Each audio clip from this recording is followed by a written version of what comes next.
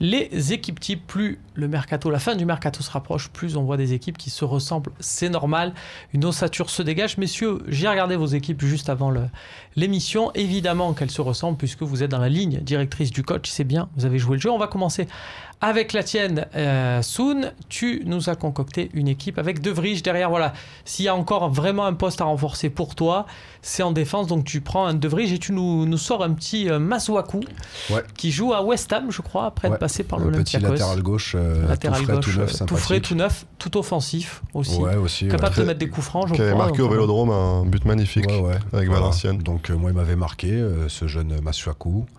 Et tu te dis, tiens. Et je me suis dit, pourquoi pas le mettre après tout. Je sais pas trop. J'ai pas trop suivi West Ham cette année. Je sais qu'ils ont eu du mal en début de saison. J'ai juste suivi l'affaire Dimitri Payet quand il a fait des pieds et des mains pour revenir chez nous. Tant mieux pour nous.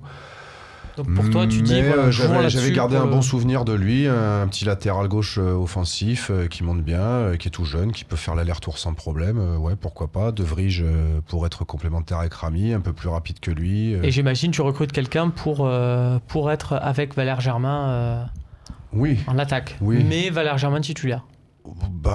Oui. Pourquoi pas lui laisser sa chance. Après tout, il est peut-être là, notre grand attaquant. Et ça a été déjà écrit pas mal de fois, mais bon. Très bien. Écoute, super beau joueur, agréable à regarder jouer, joueur de club en plus. Puis, je sais pas, il dénote tellement dans le paysage avec son allure de footballeur des années 90, son petit cheveu sur la langue. Et c'est pas le type que tu vas voir soulever des bouteilles de vodka dans une chicha. Voilà. C'est pas gentil. Le message est passé pour certains remplaçants. On va passer à la formation de Mathieu. Donc, je disais, formation assez similaire. Quoique, il y a quelques petits changements. Voilà. Alors, 3 recrues. Acerbi, derrière, donc de Sassuolo.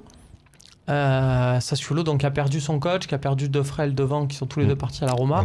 C'est peut-être le moment d'aller les piller. Aaron Martin, donc c'est un latéral gauche de l'Espagnol. Donc je ne connaissais pas du tout. Il a fait une saison, je regardais en préparant l'émission, il a fait vraiment une saison l'an dernier, donc visiblement une saison où il t'a convaincu, c'est ça, au poste de...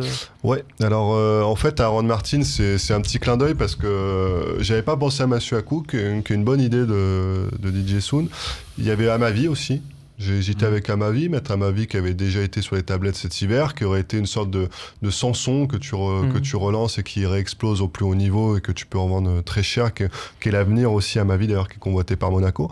Mais en fait c'est un petit clin d'œil pour parce que c'est une piste un peu à la Zoubi, quoi. On en parle souvent du mercato espagnol, quand est-ce qu'il nous fait venir un espagnol comme et tout. Le Johnny du Celta Vigo là dont on parle. Voilà, ou Heinrich là de d'Eibar là, je crois.